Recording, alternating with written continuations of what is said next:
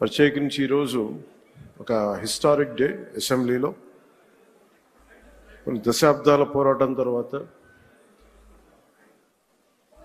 వర్గీకరణని ఈరోజు చాలా విజయవంతంగా బిల్లుని ప్రవేశపెట్టి దాన్ని సాధించిన ఘనత గౌరవ ముఖ్యమంత్రి శ్రీ నారా చంద్రబాబు నాయుడు గారు.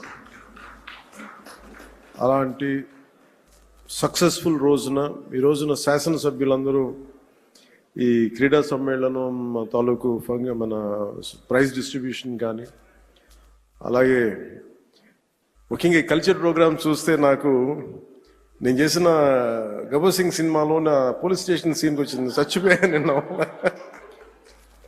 అంటే నేను ఎప్పుడు నా లైఫ్లో ఇన్ని దశాబ్దాలు అంటే కొంచెం మన అసెంబ్లీలో ఇన్ని దశాబ్దాలుగా ముఖ్యమంత్రి గారిని మన నారా చంద్రబాబు నాయుడు గారిని చూస్తున్నప్పుడు ఎప్పుడు ఆయన ముఖం ఇంత నవ్వుగా నేను నా జీవితంలో మన ఎవరూ చూడలేదు. అసలు ఎప్పుడు అంటే అంటే నవ్వే పరిస్థితులు ఉండవు. ప్రత్యేకించి ఇందాక మన గౌరవ శాసనసభ్యులందరూ కల్చరల్ ప్రోగ్రామ్ చేస్తూ ఉంటే ఒక నియోజకవర్గాన్ని బాధ్యత మోసే ఎమ్మెల్యేకి ఇన్ని బాధ్యతలు ఉంటే 175 నియోజకవర్గాలు, ఆల్మోస్ట్ ఒక ఇన్ని పార్లమెంట్లు, 25 పార్లమెంట్లు, ఒక రాష్ట్రం, ఇన్ని కోట్ల మంది జనం బాధ్యత మోసే వ్యక్తి నవ్వు రావడం అనేది ఉండదు. ఎప్పుడు లోపల ఎలా చేయాలి సమస్యను ఉంటుంది. అలాంటి వ్యక్తికి మీరు, అలాంటి బలమైన నాయకుడికి మీరు నవ్వు కలిగించినందుకు మనస్ఫూర్తిగా మీకు చేతులెత్తి నమస్కరిస్తున్నాను. ఒక సింపుల్గా చెప్పాలంటే మీరు చేసిన performance simple I can say wow. అసలు ఎంత ఆనందాన్ని ఇచ్చిందంటే నేను మర్చిపోయాను. నేను అసలు అంటే నేను ఇంటికి వెళ్ళి కూడా కొన్ని రోజులు నవ్వుకునే పరిస్థితి ఉంది నాకు. అంటే ఇది ఎంత అంటే ఇది మన ఒక్కళ్ళకి ఆనందం కాదు. ఇది శాసనసభ్యులు అంటే ఎప్పుడు వ్యక్తిగత కక్షలు, గొడవలు, అరుపులు, కేకలు అన్న సంస్కృతి గత 5 సంవత్సరాలుగా చూసాం. అలాంటిది మనందరం విభిన్నమైన పార్టీలకు చెందిన వాళ్ళం, అందరం కలిపి ఎన్డీఏ కూటమి. అలాంటి ఇదే వేదిక మీద అనుకుంటగా మన ఎన్డీఏ కూటమి మొత్తం ఆ రోజున పురంధేశ్వరి గారు కానీ, నేను కానీ అందరం ఆ రోజున గౌరవ ముఖ్యమంత్రి గారిని ప్రతిపాదించినప్పుడు ఒక కొత్త ఆశ కలిగింది. రాష్ట్రానికి 5 కోట్ల మంది ప్రజలకి, దేశానికి ఒక బలమైన, ఒక సమర్థవంతమైన నాయకత్వం ముందుకు వచ్చింది నడిపించడానికని. ఈ రోజున సమర్థవంతమైన నాయకత్వమే కాదు, ఆనందాన్ని పంచే నాయకత్వం కూడా శ్రీ నారా చంద్రబాబు నాయుడు గారిలో చూసాం. అసలు ఇలాంటి వేడుకని ముందుకు తీసుకెళ్లిన వ్యక్తి సహజంగానే ఆయనలో ఉండే ఒక గ్రేట్ హ్యూమర్ ఉంటుంది, హాస్యశీలి. శ్రీ చింతకాయ మన గౌరవనీయులు స్పీకర్ శ్రీ చింతకాయల అయ్యన్న పాత్రుడి గారి పాత్ర ప్రశంసనీయమైనది. ఎందుకంటే ఆయన కనుక పూనుకోకుండా కానీ ఉండుంటే ఇంత ఆనందాన్ని మనకి లభించే అవకాశం ఉండేది. మనస్ఫూర్తిగా చింతకాయల అయ్యన్న పాత్రుడి గారికి మనస్ఫూర్తిగా ఈ సందర్భంగా నేను ధన్యవాదాలు తెలియజేస్తాను.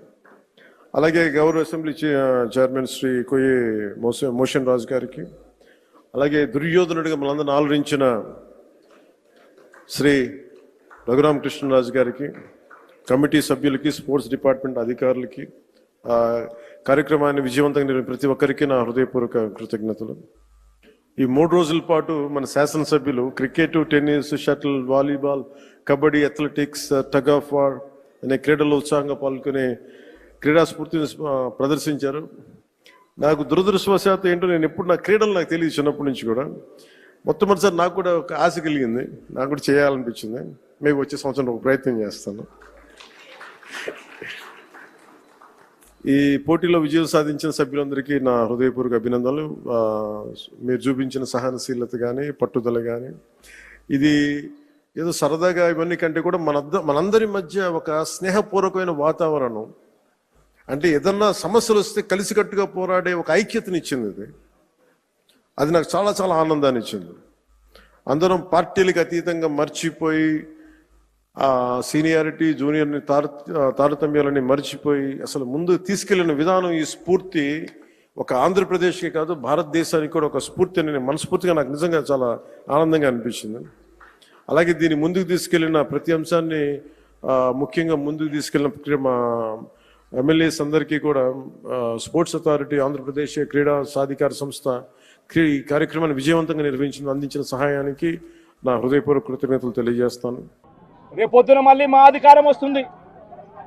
వచ్చినప్పుడు అన్యాయం చేసిన వీళ్ళందరినీ, వీళ్ళ అధికారులందరినీ, అన్యాయం చేసిన ఈ నాయకులందరినీ కూడా బట్టలు కూడా తీసి నిలబెడతామని చెప్పి కూడా ఈ సందర్భంగా తెలియజేస్తా ఉన్నాను. ఎవడిని వదిలిపెట్టేది ఉండదు. ఇదే వంశీని అరెస్ట్ చేసేటప్పుడు సిఐ అన్నాడట, నేను 1.5 సంవత్సరంలో రిటైర్ అయిపోతాను అని చెప్పి. రిటైర్ అయిపోయినా కూడా, సప్త సముద్రాల అవతల ఉన్నా కూడా మొత్తం అందరినీ కూడా పిలిపిస్తామని చెప్పి కూడా ఈ సందర్భంగా చెప్తా ఉన్నా. చట్టం ముందు నిలబడేట్టుగా చేస్తాం, బట్టలు ఊడదీస్తాం, న్యాయం జరిగేట్టుగా చేస్తాం అని ప్రతి ఒక్కరికి కూడా తెలియజేస్తా ఉన్నాం.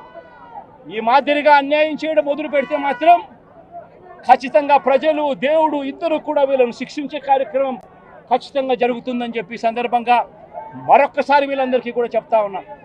అన్యాయంలో భాగస్వాములు కావద్దండి.